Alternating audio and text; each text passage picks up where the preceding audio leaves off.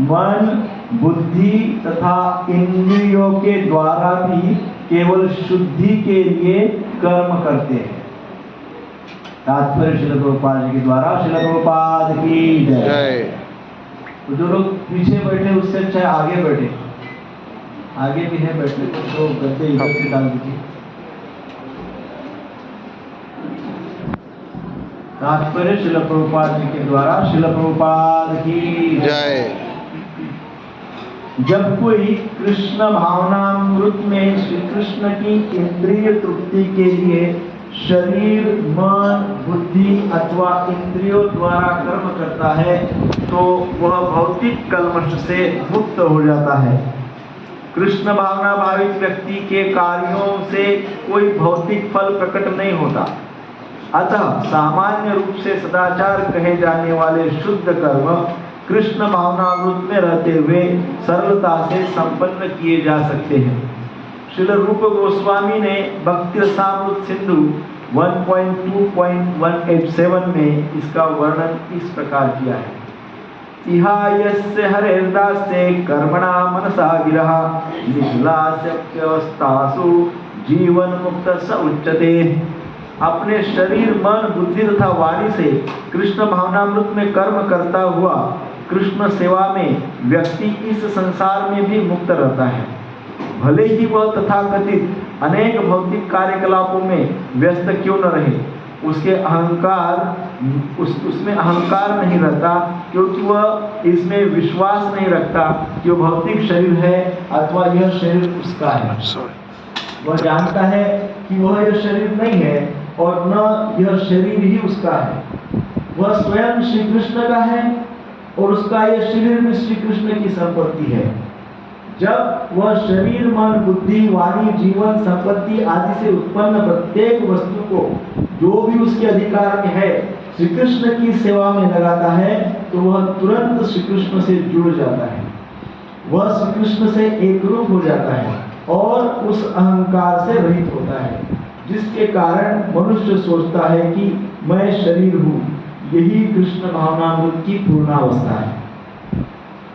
ओम अज्ञानतिमिरस्य ज्ञानाञ्जनशलाकया चक्षुरुन्मिलितं येन तस्मै श्रीगुरवे नमः।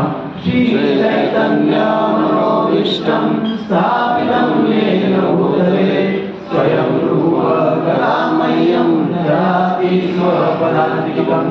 वन्देऽहं श्रीगुरो श्रीयुक्तपदकमलं श्रीगुरुं वैष्णवांश श्रीरूपं सागरजातं सहगना रघुनाथान्वितं तं सजीवं सावधूतं सावधूतं परिजनसहितं कृष्णचैतन्यदेवं श्रीराधा कृष्णपादान् सहगना ललिता श्रीविशाखान्वितांश्च। हे कृष्ण करुणा सिंधु दीनबंधु जगतपते गोपेश गोपिका कांत राधा कांत नमोस्तुते। तप्त कांच गौरांगी श्राद्धे वृंदावनेश्वरी वृषभानुसुते देवी प्रणमामि हरिप्रिये। वाञ्छा कल्पतरुभ्यश्च कृपा सिन्धुर्यैव च पतितानां पावनेभ्यो वैष्णवेभ्यो नमो नमः। जय श्री कृष्ण चैतन्य प्रभु नित्यानंद श्री अद्वैत गदाधर श्रीवासति गौर भक्तवृंद। हरे कृष्णा कृष्णा कृष्णा हरे हरे, हरे राम राम राम हरे हरे। हरे कृष्णा कृष्णा कृष्णा हरे हरे, हरे राम राम राम हरे हरे। हरे कृष्णा कृष्णा कृष्णा हरे हरे, हरे राम राम राम हरे हरे। प्रभुपाद की जय। कायेन मनसा बुद्ध्या केवलैरिन्द्रियैरपि योगिनः कर्म कुर्वन्ति संग त्यक्त्वात्मशुद्धये। योगी जन आसक्ति रहित होकर शरीर, मन, बुद्धि तथा इंद्रियों के द्वारा भी केवल शुद्धि के लिए कर्म करते हैं। तो पिछले श्लोक में हमने देखा पद्मपत्र इमाम बसा, सबको याद है पद्मपत्र का चर्चा हमने किया था। कमल पुष्प का पत्र जो होता है कैसे जल को स्पर्श नहीं करता है और जल में रहता है, जल में रहते हुए भी वो कीचड़ को या उस जल को स्पर्श नहीं करता। जल का स्तर चाहे कितना भी बढ़े वो अपना स्तर और बढ़ाता है, परंतु उसमें डूबता नहीं, उसको स्पर्श नहीं होने देता है ना। ये सब चर्चा हमने पूर्व के समय में की है। इस बात को जब पिछले शनिवार को अर्जुन ने सुना 5.10, तो अर्जुन के मन में एक जिज्ञासा हुई, एक संशय हुआ कि वो सोचने लगा कि जो भक्तगण होते हैं वो भक्तगण श्री कृष्ण की प्रसन्नता के लिए कर्म करते हुए, किसके लिए कर्म करते हुए? श्री कृष्ण की प्रसन्नता के लिए, भगवान की प्रसन्नता के लिए कर्म करते हुए पाप में लिप्त नहीं होते। ये बात समझाइए ना, पिछले श्लोक में अर्जुन भी समझे। अर्जुन ये समझे कि भक्ति करते हुए जब व्यक्ति कर्म करता है तो वो व्यक्ति पाप में लिप्त नहीं होता। यहाँ तक ठीक है, परंतु अर्जुन अब इस पे सोचने लगे पिछले शनिवार से, वो ये सोचने लगे कि श्री कृष्ण के लिए मैं कर्म तो कर लूंगा, श्री कृष्ण के लिए मैं युद्ध तो कर लूंगा, क्योंकि युद्ध तो मुझे शरीर से करना है, तो श्री कृष्ण के लिए शरीर से तो मैं कर्म कर लूंगा। परंतु प्रॉब्लम ये है कि वो युद्ध में, वो कृष्ण की प्रसन्नता के लिए किए जाने वाले कर्म में मैं अपना मन कैसे लगाऊं? प्रॉब्लम ये है, कर्म तो कर लूंगा लेकिन वो कर्म में मन कैसे लगेगा? That is the problem. कर्म में मन कैसे लगाओ? बरोबर है ना? दो बातें होती है, एक होता है गोल, दूसरा होता है इंटरेस्ट। पूर्व में भी हमने इसकी चर्चा की है। गोल और इंटरेस्ट, जो हमारा गोल है उसके अनुसार ही यदि इंटरेस्ट है, गोल के ही अनुसार यदि हमारा इंटरेस्ट है तो क्या होगा? गोल आसानी से प्राप्त हो जाएगा, और वो जो गोल प्राप्त हो जाएगा तो उसमें संतुष्टि होगी। क्यों? क्योंकि गोल और इंटरेस्ट मैच करते हैं। मान लो गोल कुछ और है और इंटरेस्ट कुछ और है। जैसा पूर्व में हमने कहा था, गोल है भक्ति और इंटरेस्ट है माया। माया। गोल है भक्ति और इंटरेस्ट है माया, तो क्या हो जाएगा? पूरा जीवन जंबल हो जाएगा, झिगझैग हो जाएगा, है ना? फुटबॉल के जैसे इधर से उधर, उधर से इधर, इधर से उधर हो जाएगा। जो गोल है वो गोल के अनुसार ही इंटरेस्ट होना चाहिए। तो अर्जुन वही तो बात इस श्लोक में बोल रहे, भगवान की प्रसन्नता ये गोल है और उसके लिए मैं कर्म करूंगा, युद्ध करूंगा। शरीर से युद्ध करना होता है, शरीर से करूंगा, परंतु मेरे मन का क्या? मन तो पूरा भरा पड़ा हुआ है भिन्न भिन्न विचारों से, भिन्न भिन्न आवेगों से। बहुत सारे एंजाइटीज मन में पड़ी हुई है, बहुत सारे विचार मन में पड़े हुए। जब भी अकेला रहता हूं तो विचारों से ग्रस्त होता हूं, और जब भी बहुत सारे लोगों में भी रहता हूं तब भी अकेले अनुभव करता हूं। क्यों? क्योंकि मन, भीड़ में होते हुए भी अकेले का अनुभव होता है, अकेलेपन का अनुभव होता है, और अकेले होते हैं तब तो होता ही होता है, तो भीड़ में होते हैं तब भी अकेले। इसका कारण क्या है? मन। मन सोचते रहता है, सोचते रहता है, सोचते रहता है, सोचते रहता है। बहुत सारे आवेग होते हैं, उसके विषय में सोचते रहता है। बहुत सारी चिंताएं होती है, उसके विषय में सोचते रहता है, बहुत सारी एक्साइटमेंट होती है, उसके विषय में भी सोचते रहता है, सोचते ही रहता है। इसलिए योग शास्त्र कहता है कि जब हम बहुत ज्यादा सोचते हैं तो जो लाइफ एनर्जी, जीवन शक्ति है ना, हमारे पूरे पर्सनालिटी में लाइफ एनर्जी एक्टिवेट है, लाइफ एनर्जी प्रवाहित हो रही है, जीवन शक्ति हमारे पूरे पर्सनालिटी में प्रवाहित हो रही है। परंतु जब हम बहुत ज्यादा सोचने लगते हैं, सोचते रहते हैं, सोचते रहते हैं, सोचते रहते हैं, तो सोचते रहने से क्या होता है, वो जो जीवन शक्ति है वो लीकेज हो जाता है उसका। क्या हो जाता है? लीकेज। वो जीवन शक्ति मन के माध्यम से, विचारों के माध्यम से, सोच के माध्यम से क्या हो जाती है, लीकेज होती जाती है, निकल जाती है, और फिर हमको अनुभव होता है क्या, वीकनेस। हमको बहुत थका हुआ लगता है, हमको बहुत डिप्रेस्ड लगता है, हमको फ्रस्ट्रेटेड लगता है, अकेलापन लगता है, चिंता लगती है, बहुत सारे दुखों का हिमालय हमारे सामने आ गया है, ऐसे लगता है। क्यों? क्योंकि जो लाइफ एनर्जी है वो क्या हो गई, लीकेज हो गई, चली गई, निकल गई। क्यों निकल गई? सोच रहे, एक्सेसिव थिंकिंग, बहुत ज्यादा सोच रहे, बहुत ज्यादा सोच रहे, बहुत ज्यादा सोच रहे। तो भक्ति योग, कर्म योग, भक्ति योग करने से वो जो लीकेज है वो सील हो जाता है। क्या हो जाता है?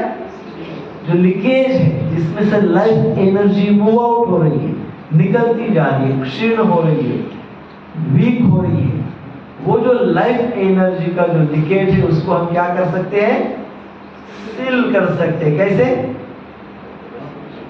भक्ति के द्वारा, दिव्य ज्ञान को प्राप्त करने के द्वारा, सत्संग के द्वारा हम क्या कर सकते हैं, उस एनर्जी को सेव कर सकते हैं। यहाँ अर्जुन अपनी वही समस्या बता रहे हैं।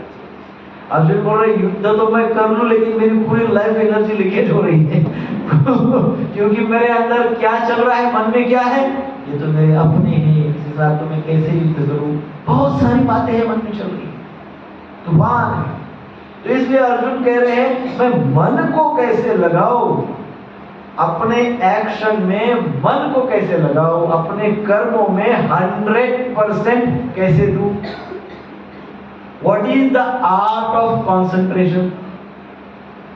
है ना, अर्जुन पूछ रहे हैं कॉन्सेंट्रेट कैसे हो, अर्थात मेरे शरीर के साथ मेरा मन कैसे रखूं, कैसे मैं कॉन्सेंट्रेट करूं मेरे एक्शन पे, कैसे मैं 100% दूं।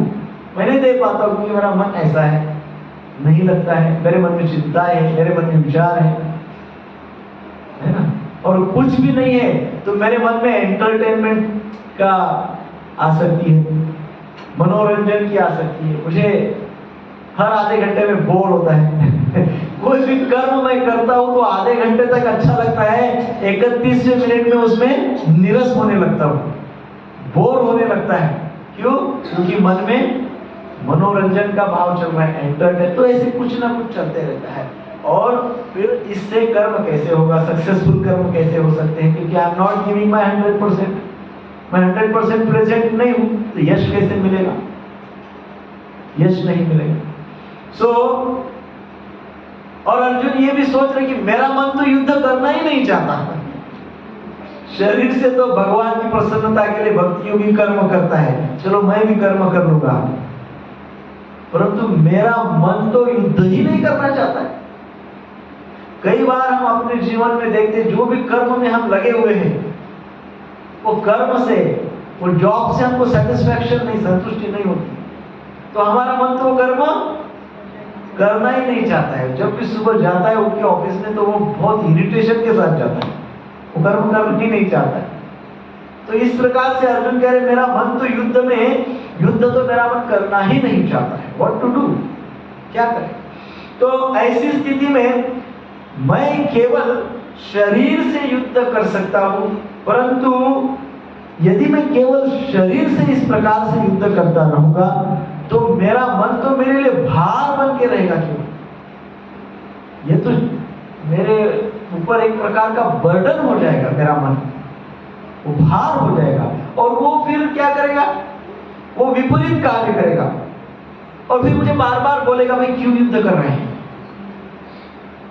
जैसा हमारा मन बोलता है क्यों ये जॉब कर रहे हैं, छोड़ दो दूसरा जाओ। ऐसे ही अर्जुन सोच रहे, मुझे कहेगा मेरा मन कि मैं क्यों युद्ध कर रहा हूं, व्हाट इज द रीजन। मत करो युद्ध, मत करो युद्ध, मत करो युद्ध। मन का एक विशेष बात ध्यान में रखिए, मन की विशेष बात नहीं है, हमारे लिए बड़ी धोखादायक बात है, क्योंकि मन का ऐसा स्वभाव होता है ना, वो हमको हर वो बात करने के लिए कन्विंस करता है जो हमारे लिए अच्छी नहीं है, जो हमको हायर लेवल पे ले जा सकती है। ऐसी कोई भी बात हमको करने के लिए मन क्या करता है, मन कहता है कि मत करो, अपोज करता है। जो भी बात हमारे लिए फेवरेबल है, जो भी बात हमको अपग्रेड करती है, उच्च स्तर पे ले जाती है, कोई भी बात, वो बात कैसे अच्छी नहीं, ये कन्विंस करने का काम मन का है। जरा सी बारिश आ गई कि मन बोलेगा एग्जैक्टली 8 बजे बहुत तेज बारिश आने वाली है कोई जाने की जरूरत नहीं है समझ गए, कन्विंस करेगा हमको। और बीच में एक जोर से बिजली का आवाज आ गया तो फिर तो मन तो हमको कन्विंस कर देगा डोंट गो।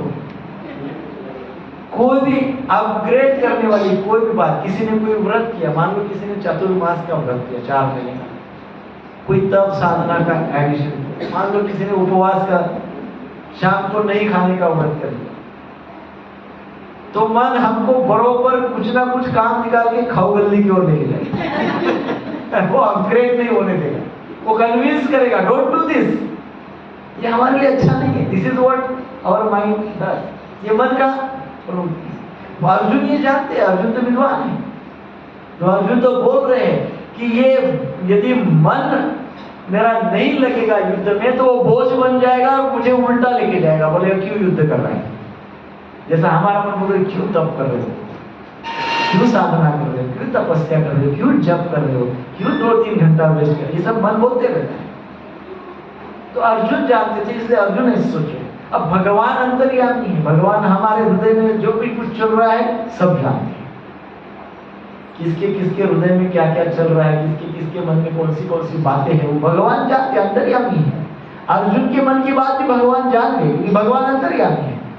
और जब अर्जुन के मन की ये बात भगवान जान गए तब भगवान ने ये श्लोक बोला अर्जुन को उत्तर देने के लिए, अर्जुन को समझाने के लिए।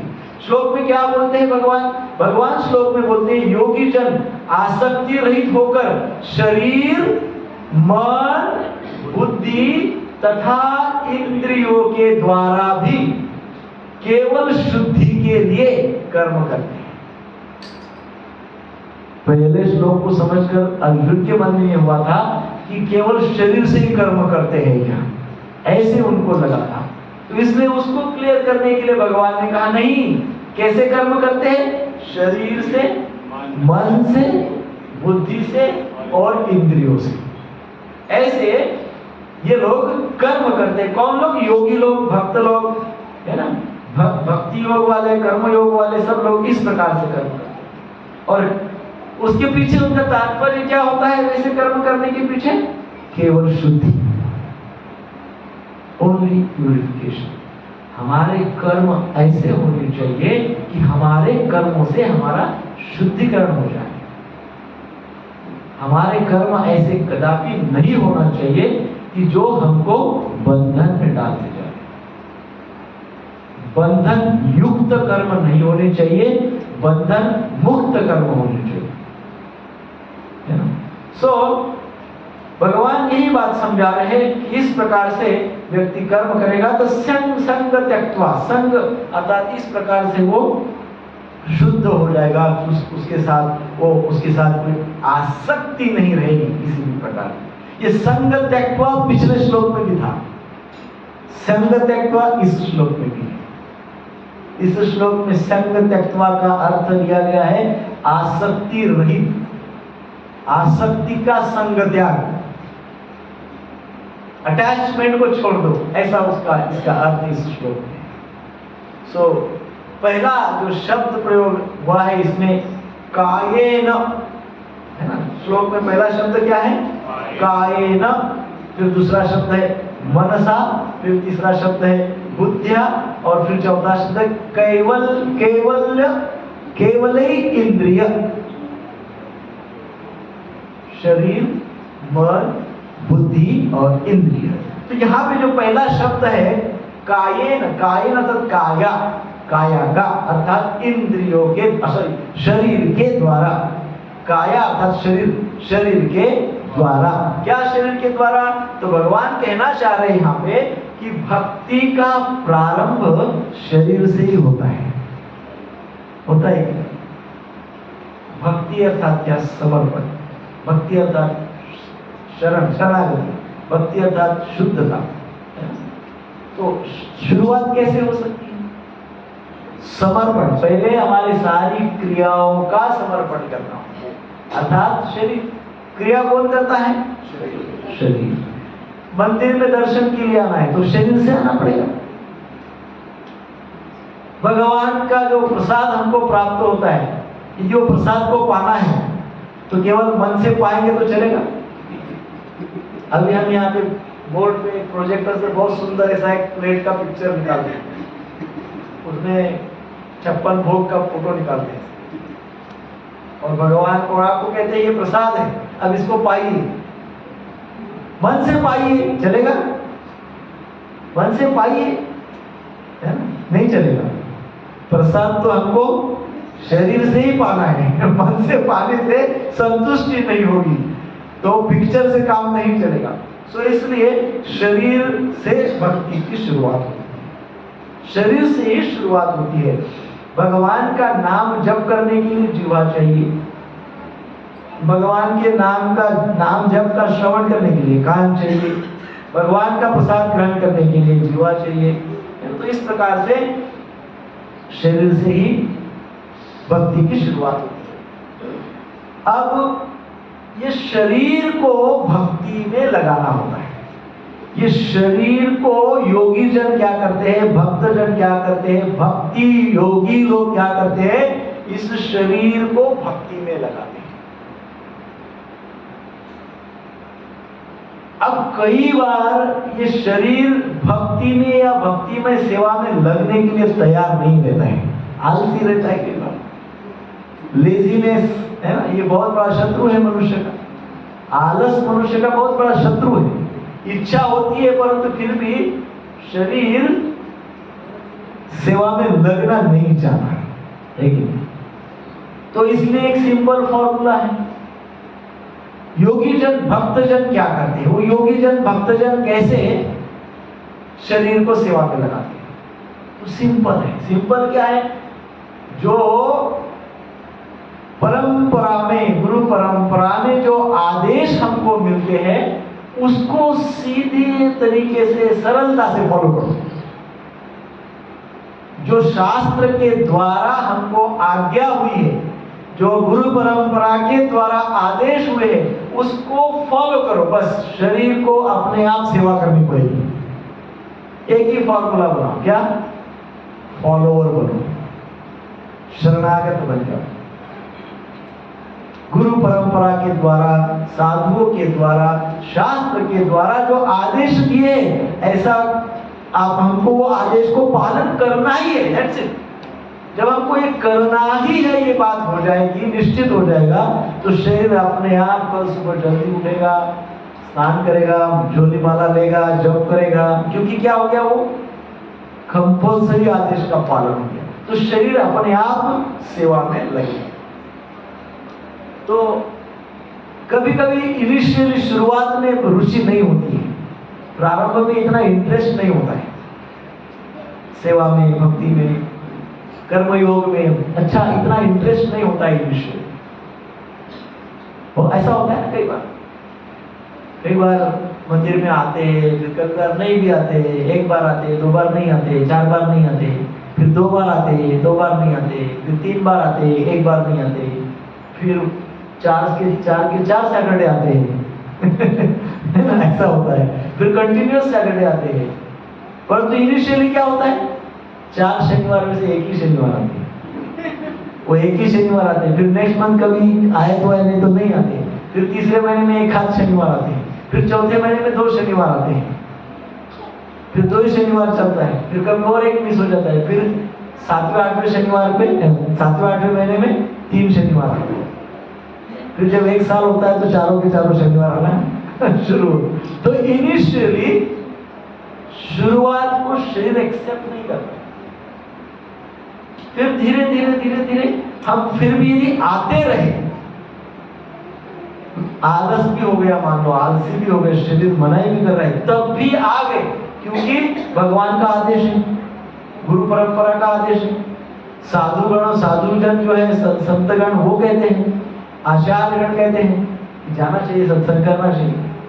तो चलो इस भाव से भी आते हैं, तो over the period of time शरीर को भी भक्ति में सेवा करने का एक प्रकार का संस्कार हो जाता है। तो यहाँ भगवान समझा रहे हैं कि जो योगी जन होते हैं, जो भक्त जन होते हैं, जो सक्सेसफुल होते हैं, वो शरीर से भी कर्म करते हैं, अर्थात वो शरीर को भी योग्य दिशा में सेवा में लगा देते हैं भगवान की प्रसन्नता के धीरे धीरे। सो दूसरा शब्द आया है मनसा, है ना। मनसा में क्या अर्थ होता है, भक्तगण मन के द्वारा भी कर्म करते हैं। पहला शब्द क्या हुआ, शरीर। तो शरीर अर्थात भगवान कह रहे भक्तगण शरीर के द्वारा, शरीर आलसी हुआ तो भी कर्म करते हैं, शरीर आलसी हुआ तो भी कर्म करते हैं। जैसे मान लो प्रारंभ में जप करने में रुचि नहीं रहती, भगवान का नाम लेने में रुचि नहीं रहती शुरुआत में, लेकिन फिर भी जबरदस्ती कोई करता है, ये करता है, वो करता है, हमारे ऊपर जबरदस्ती कर रहे हैं भक्तगण, सीनियर्स, वैष्णव, साधु, गुरु, जबरदस्ती कितना माला जप हुआ, कितना माला जप हुआ, चलो भेजो देखिए कितना माला जप हुआ, जबरदस्ती जबरदस्ती जबरदस्ती जबरदस्ती कर रही है, कर लो थोड़ा, कर लो थोड़ा कर लो। ऐसा होता है शुरुआत शरीर से, पर जब करने लगते हैं धीरे धीरे झिकझैक जब होता है, उसको बोलते हैं इनिशियल जब, झिकझैक जब, कभी इतना कभी कुछ नहीं, कभी इतना कभी कुछ नहीं, ऐसे चलते रहते। परंतु कुछ समय के बाद फिर जब नहीं किया तो उदासीन लगता है, ऐसा लगता है जब करना चाहिए, तो जब करने लगता है। तो इसी प्रकार से मन का भी भगवान कह रहे हैं, जिस समय भक्त शरीर अथवा वाणी के द्वारा सेवा करते हुए मन को शुद्ध कर लेता है, उस समय वह अपने मन को भी सम्मिलित करता है।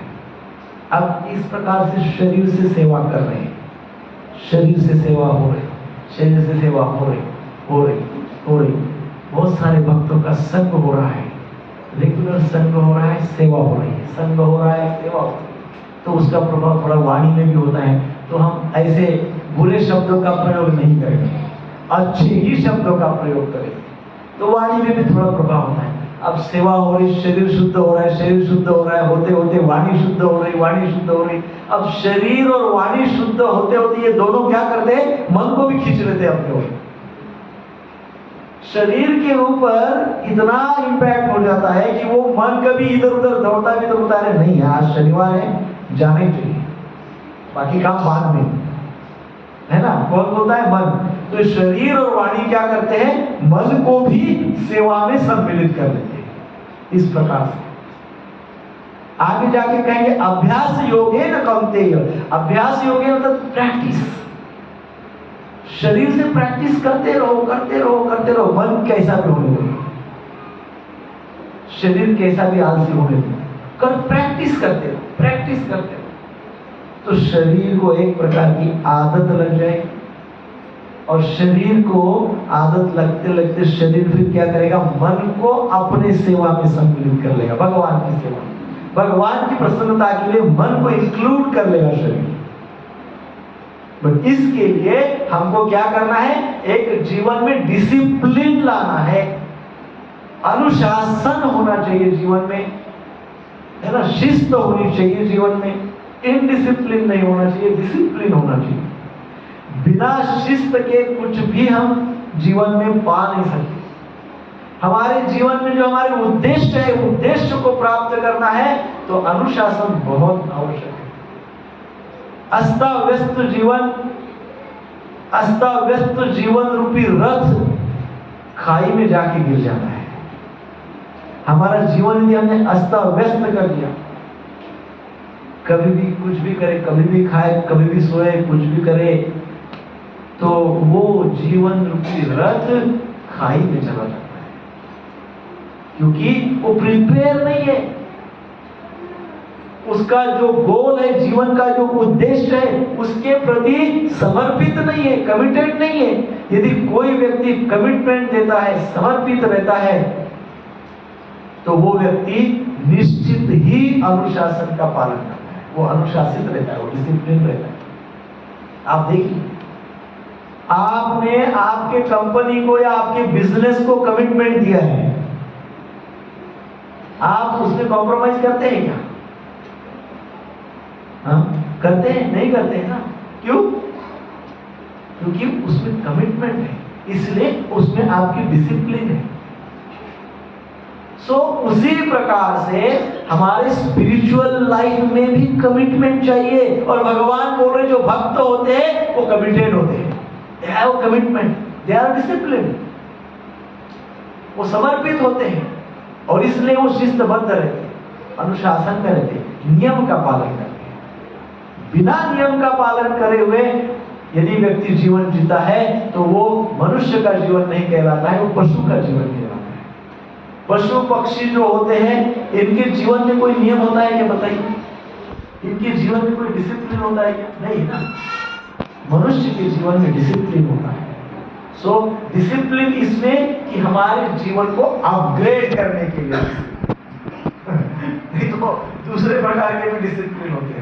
कुछ लोग इतने डिसिप्लिन होते हैं कि रोज शाम को 7 बजे ड्रिंक करने के लिए जाते हैं। यार वेरी मच डिसिप्लिन।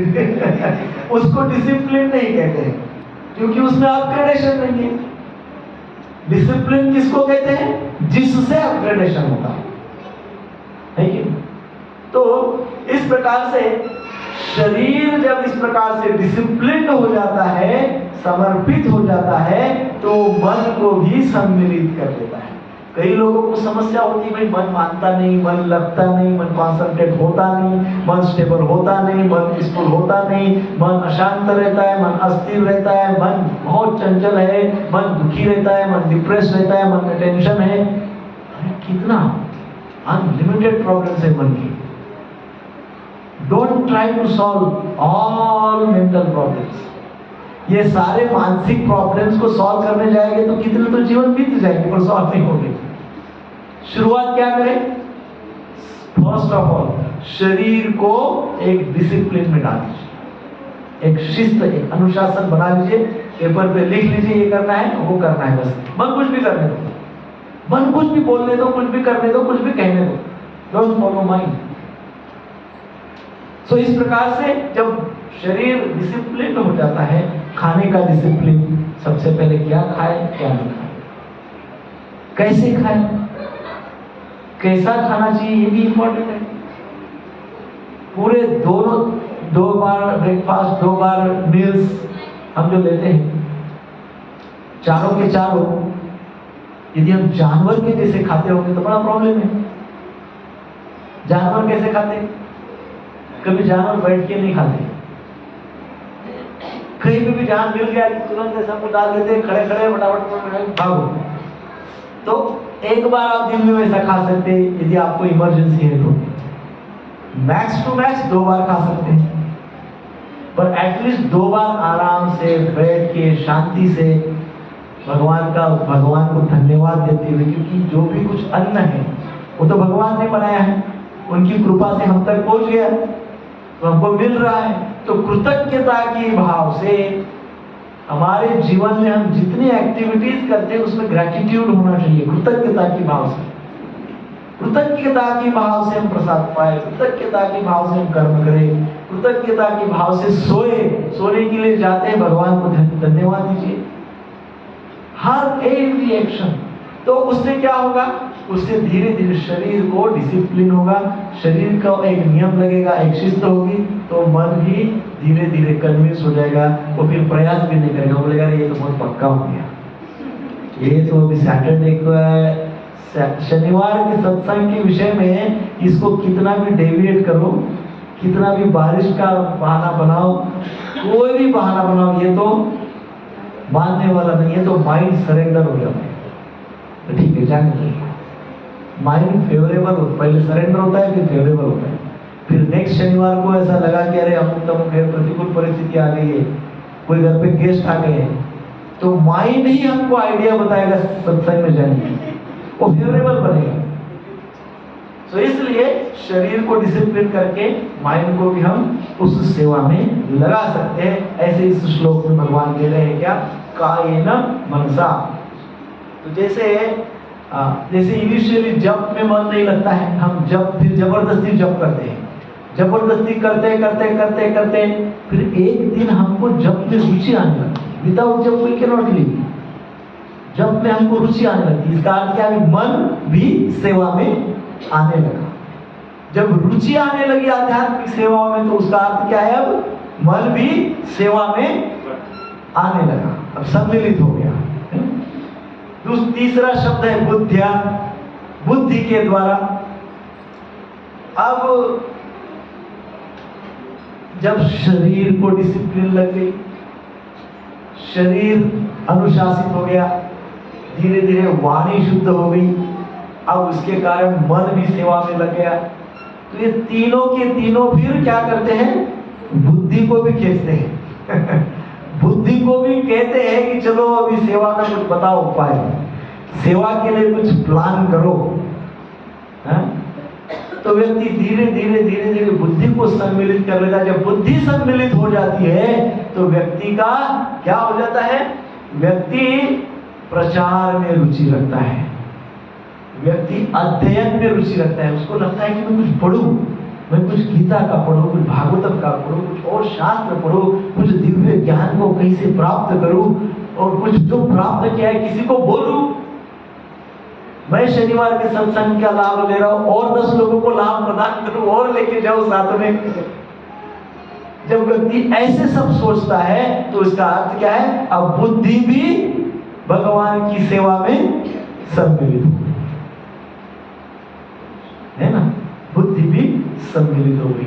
और फिर से एक बार कहता हूं, भगवान बोल रहे हैं यहाँ पे इस श्लोक में कि जो भक्त होते हैं उनका शरीर, वाणी, मन और बुद्धि ये क्या होते हैं, भक्तिमय सेवा में सम्मिलित रहते हैं। चौथा शब्द है केवलई इंद्रियै अपि, केवल इंद्रियों के द्वारा। तो भगवान कह रहे हैं जिस समय भक्त शरीर के साथ मन के साथ बुद्धि को भी भगवान की प्रसन्नता के लिए सम्मिलित कर लेता है, जोड़ लेता है भगवान की सेवा में। किसको किसको जोड़ लेता है, शरीर, मन और बुद्धि को जोड़ लेता है, तो उस समय उसकी इंद्रिया इतनी शुद्ध हो जाती है, इतनी शुद्ध हो जाती है कि वो केवल और केवल इंद्रियों के द्वारा ही भगवान की सेवा कर लेता है। केवल और केवल इंद्रियों के द्वारा ही भगवान की सेवा कर लेता है। अब उस समय क्या होता है, उस समय वो भक्त का शरीर रहता ही नहीं है, वो केवल इंद्रियों से सेवा कर लेता है। कब जब शरीर, मन, बुद्धि इस प्रकार से भगवान की प्रसन्नता में लगी है, आध्यात्मिक सेवाओं में लग जाती है ना, दिव्य ज्ञान को प्राप्त करने के लिए अध्ययन करती है। जो अध्ययन किया है प्रभुपाद जी की आज्ञा के अनुसार उसको डिस्ट्रीब्यूट करके था दूसरों को बताते हैं, उस व्यक्ति की इंद्रिया शुद्ध हो जाती है, इतनी शुद्ध हो जाती है, इतनी शुद्ध हो जाती है कि कि वो भगवान की सेवा केवल अपनी इंद्रियों से करता है, वो शरीर की सेवा करने की उसको आवश्यकता भी नहीं है, ऐसा हो जाता है। अब हम थोड़ा सा भेद इस पे यदि करें तो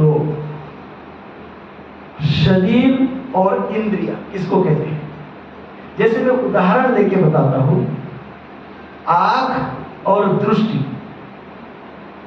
आंख और दृष्टि, इसमें इंद्रिय कौन है और शरीर कौन है? दृष्टि इंद्रिय है। कान और श्रवण, कान शरीर है, श्रवण इंद्रिय है।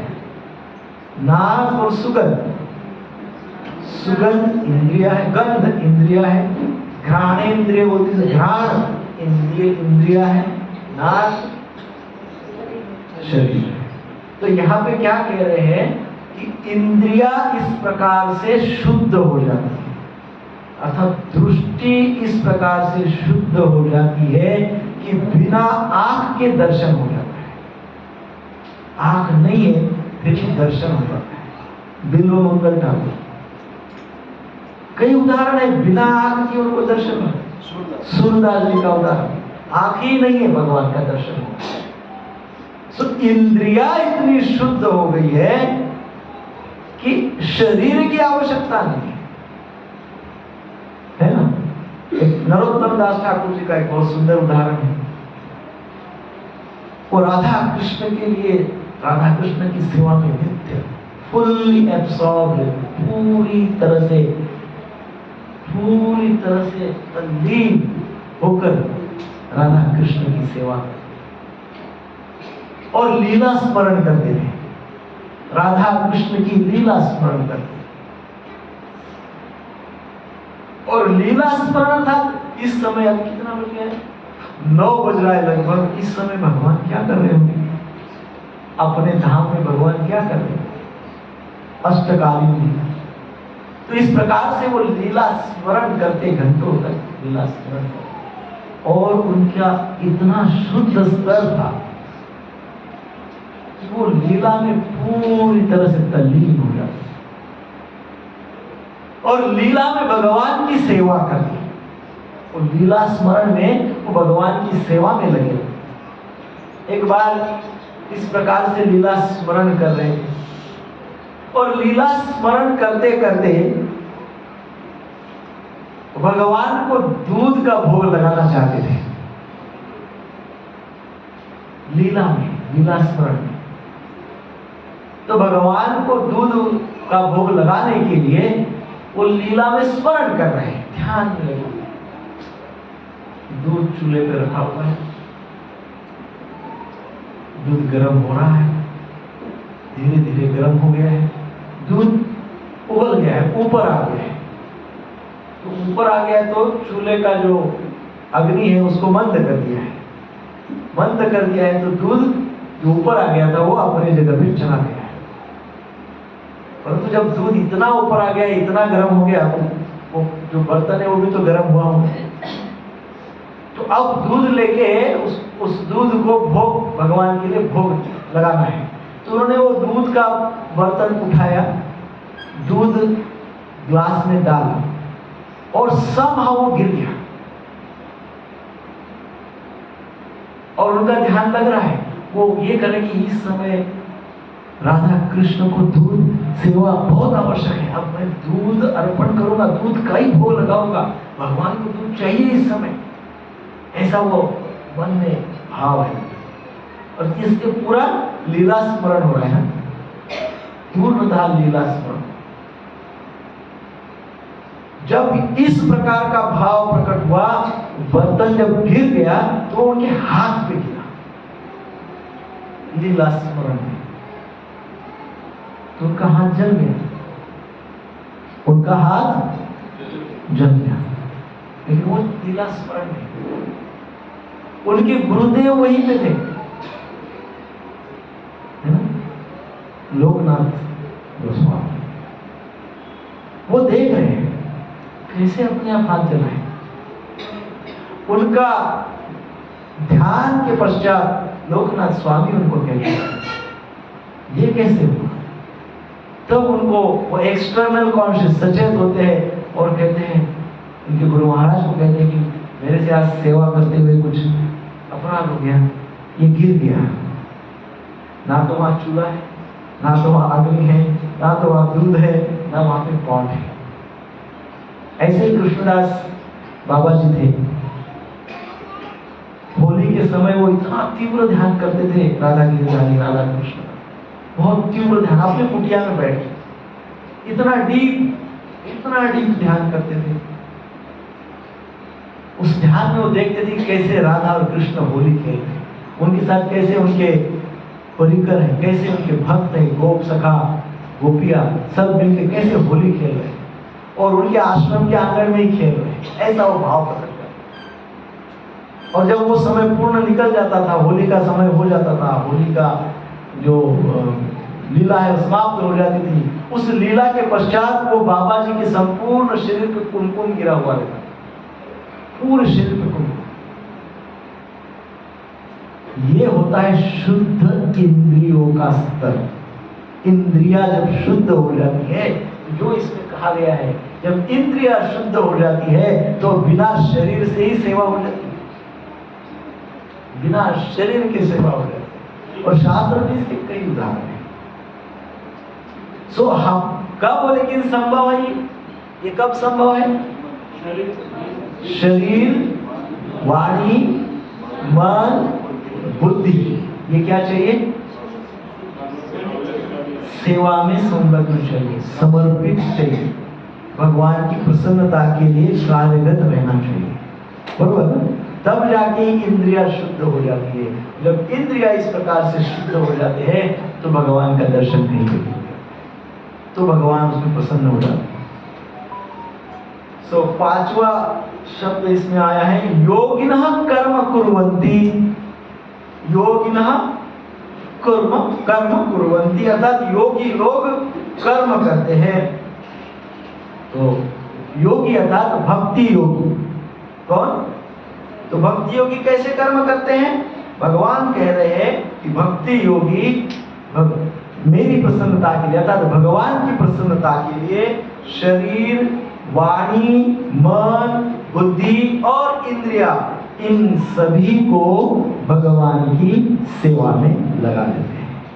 अर्जुन को पिछले श्लोक को सुनने के पश्चात थोड़ा सा कंफ्यूजन हुआ था, उनको लगा था केवल शरीर को ही समर्पित करते हैं क्या। तो भगवान उस बात को समझाने के लिए कह रहे हैं कि जो भक्ति योगी होते हैं, वो भक्ति योगी लोग अर्थात योगी जन क्या करते हैं? शरीर, मन, बुद्धि, वाणी, इंद्रिया, इन सभी को भगवान की प्रसन्नता के लिए लगा देते हैं। अर्थात क्या? हम ऐसे कर्म करें, जो हमारे नित्य कर्म है, वो नित्य कर्म ऐसे करें कि जिससे भगवान प्रसन्न रहे।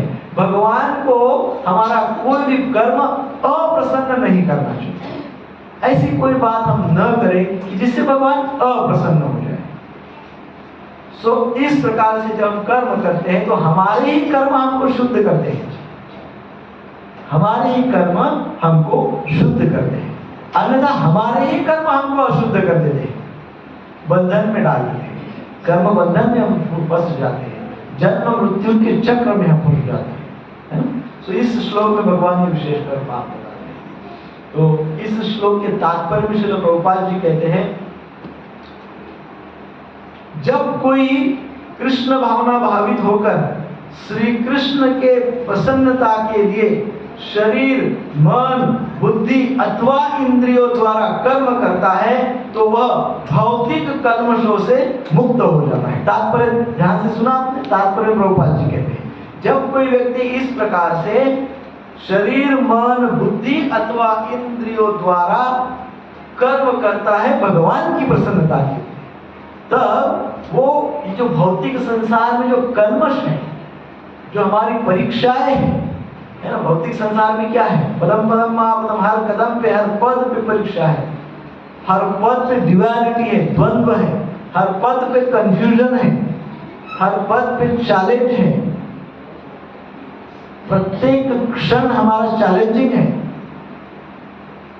बहुत सारी अशुद्धताएं, कलिर दोषो निधि राजन, कलियुग दोषों का भंडार है, इतने सारे कल्मश है। परंतु भगवान कहते हैं जो व्यक्ति शरीर मन बुद्धि को भगवान की इंद्रियों को भगवान की प्रसन्नता में लगा देता है तो ये सारे कल्मश क्या हो जाते हैं, शांत हो जाते हैं। सारे कल्मशों से प्रभुपाद जी तात्पर्य में लिखते हैं व्यक्ति मुक्त हो जाता है। तो सुपर सोल्यूशन है ना? नेक्स्ट छठवां शब्द है संग त्यक्त्वा, आसक्ति को त्याग कर। संग त्यक्त्वा, आसक्ति को त्याग कर। पिछले श्लोक में भी था संग त्यक्त्वा, इस श्लोक में भी है संग त्यक्त्वा। We need to sacrifice something, please keep this in mind. कभी भी जीवन में यह न समझे कि हमको तो अपने जीवन में कुछ सैक्रिफाइस करना ही नहीं है, हमको तो सब कलेक्शन में लगे रहना है। जन्म से लेकर मृत्यु तक तो हमको कलेक्ट ही करना है। चाहिए चाहिए चाहिए चाहिए चाहिए, इस चाहिए का कैसेट बंद ही नहीं होता है, ये चाहिए ही चाहिए। कई बार हमको बताया गया है भगवद गीता में कि संग त्यक्त्वा, हमको कुछ तो त्यागना है, कुछ तो त्यागना है, कुछ तो सैक्रिफाई करना है, रिनंशिएट। कुछ तो हमको वैराग्य होना चाहिए, टू द एक्सटेंट होना चाहिए, मस्ट है सक्सेसफुल जीवन के लिए। भौतिक जीवन को यशस्वी बनाने के लिए, आध्यात्मिक जीवन को यशस्वी बनाने के लिए त्याग का भाव चाहिए, सैक्रिफाइस चाहिए। कुछ छोड़ो, कुछ छोड़ो। इसलिए चातुर्मास जब शुरू हुआ तो पहले दिन हमने सोचा, सब भक्तों के साथ हमने चर्चा की और हमने कहा कुछ छोड़ो, कुछ तो छोड़ो। 4 महीने बहुत ऑस्पिशियस है, बड़े मंगलमय ये सारे 4 महीने 5 महीने इस बार पुरुषोत्तम मास है। तो कुछ छोड़ो, कुछ त्याग करो, कुछ छोड़ो। जितने दोष है वो हमको ही पता, मेरे दोष क्या है मुझे ही पता है। प्रत्येक व्यक्ति को अपने दोष पता होते हैं, दूसरे को नहीं होता है पता। तो अपने स्वयं ही डिसाइड करो कि ये 4 महीना 5 महीना ये मेरा जो दोष है, मैं ये जो मेरा आसक्ति है, ये जो मेरा अमुक अमुक बात है, इसको मैं छोड़ता हूँ, त्यागता हूँ, इसको सैक्रिफाई करता हूँ। डू दिस संग त्यक्त्वा। भक्तगण श्री कृष्ण की सेवा में आसक्ति को त्याग दें, भगवान की प्रसन्नता के लिए अपनी आसक्ति को त्याग दें। आत्मशुद्धये, आगे कहा है आत्मशुद्धये। आत्मशुद्धि अर्थात भक्तगण अपनी आत्मशुद्धि के लिए कर्म करते हैं, और आत्मशुद्धि के लिए जब कर्म करते हैं तो उनका जीवन यापन होना ये बाय प्रोडक्ट है, अपने आप हो जाता है। परंतु उनका इंटेंशन क्या है, कर्म करने के पीछे भक्तों का इंटेंशन क्या है? शुद्धिकरण। क्या है? आत्मशुद्धि। और वो आत्मशुद्धि कर्म करने से कैसे होगी? तो कर्म भगवान की प्रसन्नता के लिए होगे तब। सो आत्मशुद्धि। सेवा के बहुत भिन्न भिन्न भिन्न प्रकार के स्तर हैं। भिन्न भिन्न प्रकार के स्तर पे भिन्न भिन्न प्रकार की शुद्धता हमको प्राप्त होगी। भिन्न भिन्न प्रकार के स्तर पे जाते हैं, भिन्न भिन्न प्रकार की शुद्धता प्राप्त होती है। तो जैसे सर्वप्रथम शरीर, शरीर से जब हम भगवान की सेवा करते हैं, धीरे धीरे शरीर से सेवा करते जाते हैं, तो शरीर के द्वारा भगवान की सेवा करते धीरे धीरे मन की शुद्धता होने लगती है। किसकी शुद्धता होने लगती है? मन की शुद्धता होने लगती है। अब मन के द्वारा भगवान की सेवा करते, शरीर और मन के द्वारा भगवान की सेवा करते धीरे धीरे बुद्धि की शुद्धता होने लगती है। अब शरीर मन और बुद्धि से भगवान की सेवा करते इंद्रियों की शुद्धता होने लगती है। तो ऐसे प्रकार से भिन्न भिन्न स्तर पे भिन्न भिन्न प्रकार की शुद्धता होती है, परंतु शुद्धता निश्चित होती है जब भगवान की सेवा में लगते हैं। इस प्रकार से शुद्धता होती रहती है। अब एक मन में प्रश्न आएगा, प्रभु जी शरीर मन बुद्धि और इंद्रियों को अशुद्ध करता कौन है? हमारा तो कभी भाव नहीं रहा इनको अशुद्ध करने का। हम लोग कभी ऐसे बैठ के एक दिन आराम से और सोचा चलो इनको सबको अशुद्ध करते हैं, ऐसा तो हमने कभी किया नहीं। बहुत अच्छे लोग हैं, not bad people, we are good people, decent है, जेंटलमैन है। हमने कभी सोचा नहीं अशुद्ध करने का। तो अशुद्ध इनको किसने किया? जब इनके प्रति हमारे अंदर ममत्व का भाव आता है। कौन सा भाव आता है? ममत्व, पॉसेसिव हो जाते हैं हम इनके प्रति। किनके प्रति? शरीर, मन, बुद्धि और इंद्रिय, इनके प्रति हम क्या हो जाते हैं?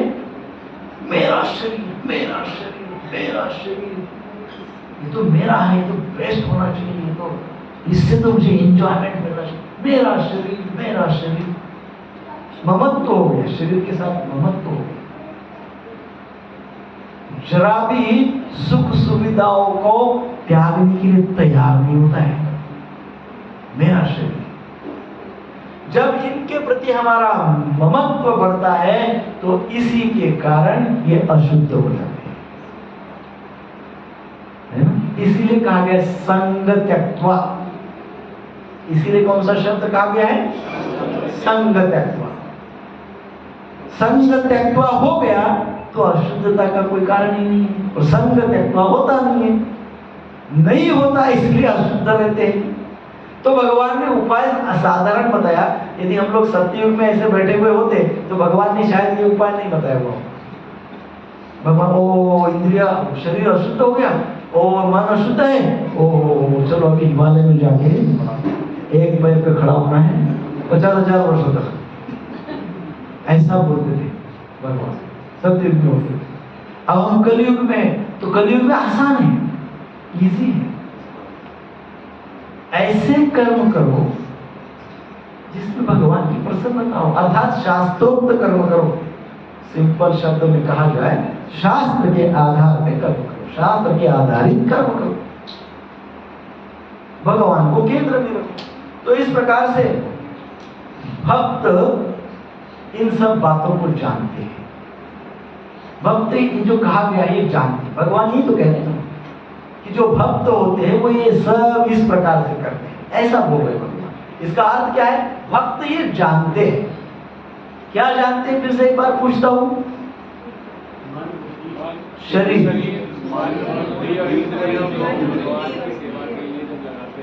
इस चारों को याद रखो, हमारी है ये याद रखो। कौन कौन है चार? शरीर, मन, बुद्धि, इंद्रिया, और इनसे एसोसिएटेड एक है वो है वाणी, है ना, लैंग्वेज हमारी। सो ध्यान रखिए, एक वॉचफुल रहिए इनके बारे में। अब ये दूसरों को वॉच मत करिए, दूसरों का शरीर, दूसरों का मन, दूसरे की बुद्धि, दूसरे की इंद्रिया, ये वॉच नहीं करना है। इसमें तो अनर्थ हो जाएगा, अपराध हो जाएगा। किसका करना है? अरे अब तो ऐसा ही दिखता है, अरे हम कैसे दिखते हैं वो देखो, अपना सोचो। अरे वो तो बहुत इगोइस्ट है, अरे वॉच योर ईगो। अपना ही स्वयं का ईगो वॉच करना है, अपना ही स्वयं का पूरा शरीर, मन, है ना, बुद्धि, इंद्रिया वॉच करना है। इसलिए कि हम अपग्रेड हो रहे कि नहीं हो रहे, ये देखने के लिए वॉच करना है। हमारा परिवर्तन उच्च कोटि का हो रहा है कि निम्न स्तर पे जा रहे हैं, अपग्रेड हो रहे कि डिग्रेड हो रहे हैं, इसलिए वॉचफुल होना है। सो ये इनको ध्यान में रखिए। सो भक्त ये सब जानते हैं, और जब भक्त ये सब जानते हैं तो वो शरीर के आलस में, मन के छल में, बुद्धि के तर्क में, इंद्रियों के भ्रम में फंसता नहीं है। शरीर के आलस में, मन के छल में, बुद्धि के तर्क में, इंद्रियों के भ्रम में फंसता नहीं है। कौन? आप लोग भक्त लोग। आप भक्त है, भगवद गीता को समझ रहे हैं। सो जो भक्त होते हैं वो इसमें, इन बातों में नहीं फंसते। सो इसलिए वो अपने शरीर, मन, बुद्धि और इंद्रियों को उच्च कोटि के स्तर पे ले जा सकते हैं। कौन क्या कर सकते हैं? किसको? शरीर, मन, बुद्धि और इंद्रियों को उच्च कोटि के स्तर पे ले जा सकते हैं। कितनी बड़ी अपॉर्चुनिटी है हमारे लिए, कितना बड़ा सीक्रेट भगवान ने इसमें बताया इस श्लोक में अर्जुन के माध्यम से। सो थोड़ा सा विचार ऐसे भी करना चाहिए, अशुद्धता नहीं आने देना चाहिए, क्योंकि ऐसा थोड़ा सा शांति से बैठ के सोचे तो ये जो चारों के चारों ये अपने कहाँ है अपने है, शरीर अपना है। यदि आप स्वामी की दृष्टि से देखें, स्वामी की दृष्टि से देखें तो शरीर के स्वामी कौन है? शरीर के क्या ये सब के स्वामी कौन है? चारों के स्वामी कौन है? स्वामी की दृष्टि से यदि देखें, भाई मैं बोलता हूँ मेरा शरीर, मेरा मन, मेरी बुद्धि, लेकिन दादा में बुद्धि हो तुम तो, वो तो बुद्धि हो, वो भी बोलते उन्होंने दिया है, शरीर भी उन्होंने दिया है, उनके अध्यक्ष भी प्रकृति संचालित होती है, तो सब तो उन्होंने दिया है, तो वही तो ओनर। स्वामी के दृष्टि से देखेंगे तो स्वामी तो कृष्ण है। प्रभाव की दृष्टि से देखेंगे तो इन सब के ऊपर प्रभाव तो गुणों का है, अर्थात प्रकृति का है कि नहीं? प्रभाव किसका है? 3 गुणों का, प्रकृति का है। तो प्रभाव के अनुसार तो ये प्रकृति के हैं। चलो, स्वामी यदि देखा जाए तो भगवान है। और फिर क्या बचता है? क्रिया, कार्य की दृष्टि से देखें तो कार्य कहाँ करते हैं हम? क्रिया कहाँ होगी? संसार में। तो क्रिया के दृष्टि से देखेंगे तो ये सब संसार के हैं, गुणों के दृष्टि से देखेंगे तो ये सब प्रकृति के हैं, और स्वामी के दृष्टि से देखें तो ये सारे के सारे भगवान के हैं। हमारा है क्या? कुछ नहीं है। अननेसेसरी हम ममत्व अटैच हो जाते हैं। तो जिसका है उसकी सेवा में लगाओ, ये बेस्ट सॉल्यूशन है। तो भगवान का है, भगवान की प्रसन्नता के लिए कार्य करो, भगवान की सेवा में लगाओ। सो किसी भी दृष्टि से इनको अपना मानना, यह थोड़ा सा इनमें ममत्व रखना, ये एक बड़ी भूल हो जाएगी। दिस इज बिग मिस्टेक, बड़ी भूल हो सकती है। सो इसीलिए इस श्लोक में एक शब्द आया है, वो क्या है? केवलई। केवलई ये शब्द आया है। केवलई ये शब्द का अर्थ होता है शुद्ध करना। तो ममत्व को मिटाने के लिए केवलई, अर्थात ममत्व से हमको अपने आप को बचाना है, ममत्व को मिटाना है, तो अपने सारे इन चारों को शुद्ध करना होगा। और शुद्ध कैसे होते हैं? भगवान की सेवा। जैसे आँख के लिए, आँख जब कुछ देखता है, जैसे अभी वो दरवाजा आँख मेरी देख रही है, तो वो दरवाजा क्या है? दृश्य है। दरवाजा क्या है? दृश्य है। और दृष्टा कौन है? आँख। आँख देख, आँख के द्वारा। तो दरवाजा दृष्टा है, दरवाजा दृश्य है, आँख दृष्टा है। अब आँख को कौन देख रहा है? मन देख रहा है। तो यहाँ पे आँख दृश्य है, मन दृष्टा है, मन दृष्टा है। क्लियर है यहां तक? आँख को कौन देखता है? मन देखता है ना, तो मन। अब बुद्धि के लिए मन दृश्य है, वो देखते रहती है क्या बढ़िया जाल बुनता रहता है ये, तो देखते रहते हैं। बाद में वो डिसाइड करते हैं क्या कट करना है, क्या रखना है। बट मन किसके दृष्टि में है? बुद्धि। इसमें दृश्य मन है, दृष्टा बरोबर है ना? अब बुद्धि किसके लिए दृश्य है? आत्मा, ऐसे विवेक कहते हैं, लेकिन आत्मा, विवेक के आगे आत्मा, तो आत्मा, इसमें आत्मा दृष्टा है और बुद्धि दृश्य है। और आत्मा के लिए आत्मा दृश्य है, परमात्मा, दोनों एक ही स्टेट पे बैठे हैं, लेकिन एक दूसरे को कनेक्ट नहीं हो पाते।